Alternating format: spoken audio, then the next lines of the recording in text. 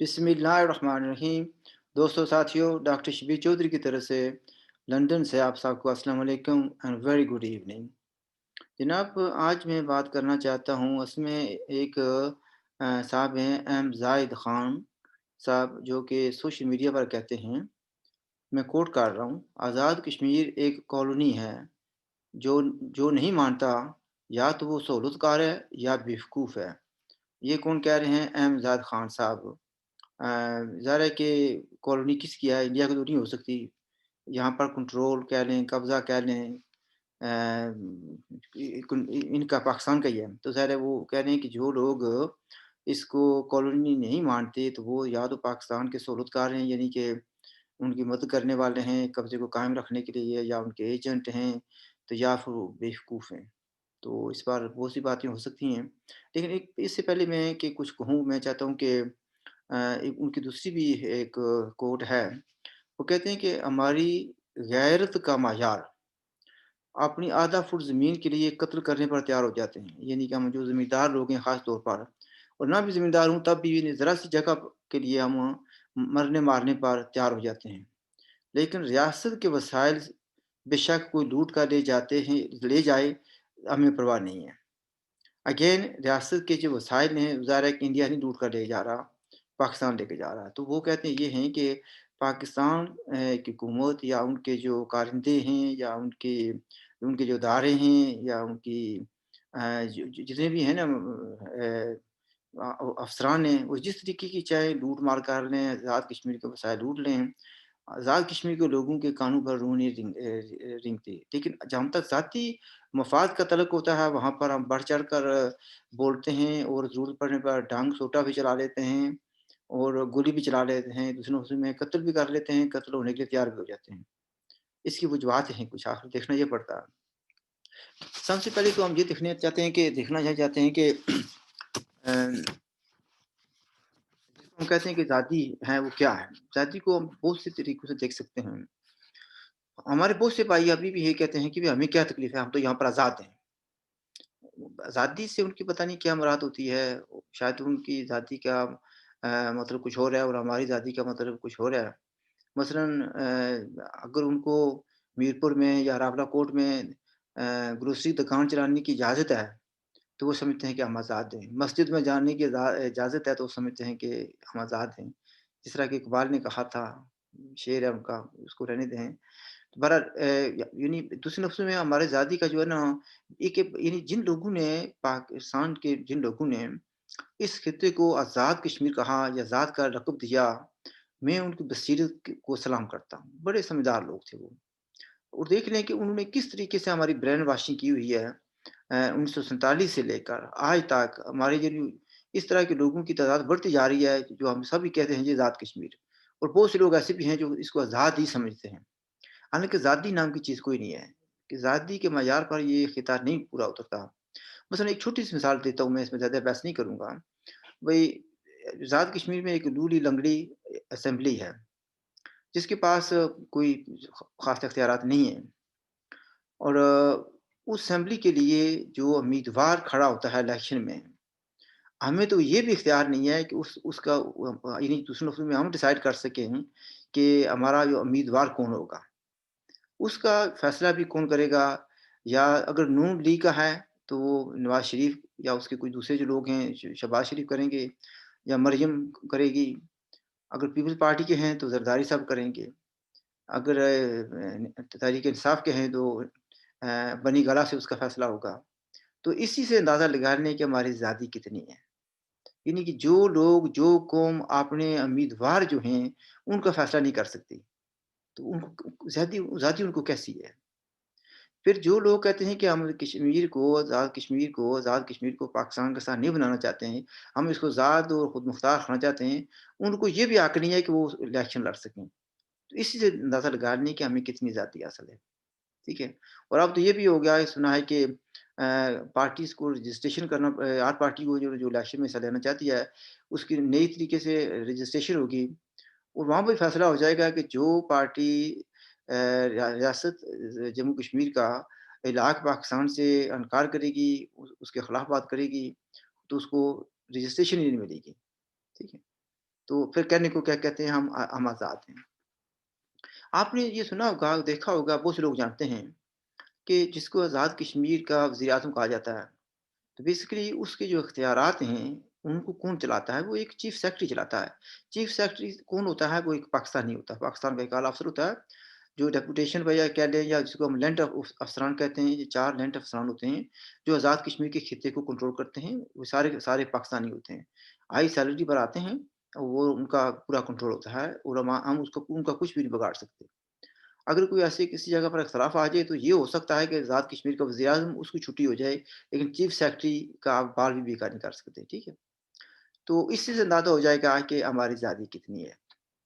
और फिर उसके साथ चीफ़ सेक्रेटरी के अलावा, ये मैंने बताया ना कि 4 आदमी होते हैं, जो कंट्रोल करते हैं।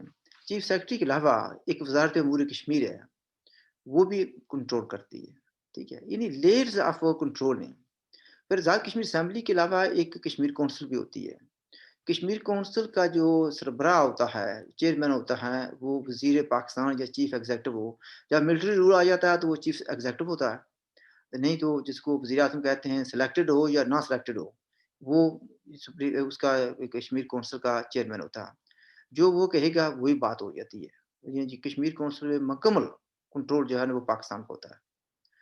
कोई भी आदमी जो ला के पाकिस्तान के खिलाफ बात करे, वो तो असेंबली का मेंबर भी नहीं बन सकता और उसी असेंबली से लोगों का चुनाव होगा, यानी क्या कहते हैं, बोली लगती है, सौदाबाजी होती है, जो ज़्यादा पैसे देगा वो कश्मीर काउंसिल का मेंबर बन जाएगा इस असेंबली से। असेंबली के वोटों से बात बनेगा, असेंबली से नहीं बल्कि असेंबली के वोट से बनेगा। तो दूसरे लफ्ज़ों में ये हमारी आज़ादी का मायार है। अच्छा, वज़ारत अमूर कश्मीर के अलावा एक जीओसी मरी भी कहते हैं, यानी कि जनरल ऑफ़िसर कमांडिंग जो है ना, मरी का मेजर जनरल होते हैं, वो भी जो है ना कंट्रोल करते हैं। बड़ा एक आप इसको लतीफ़ा कह लें या कुछ कह लें, जिन दिनों आज़ाद कश्मीर के एक नौजवान जो है ना वज़ीर-ए-आज़म बने, तो आपको समझ आ जाएगी कि 2 वज़ीर-ए-आज़म जवान कौन से थे। तो उनको ये था कि हम तो वज़ीर-ए-आज़म बन के हैं और अपनी ये कुछ जो है ना अपॉइंटमेंट्स खुद भी कर सकते हैं, शायद हमें इख्तियार है। तो उन्होंने एक अपॉइंटमेंट की बगैर इजाज़त लिए हुए। जब उन्होंने ये कर दी तो फ़ौरन जीओसी मरी की तरफ से एक फैक्स आई कि ये अपॉइंटमेंट किसने की है? तो इन्होंने थोड़े से घबरा गए, डर भी गए, पता नहीं क्या होगा। तो इन्होंने इतनी एक सियासी सियासी जवाब दे दिया। उन्होंने लिखा वापस कि competent authority has made this appointment. Competent authority has made this appointment.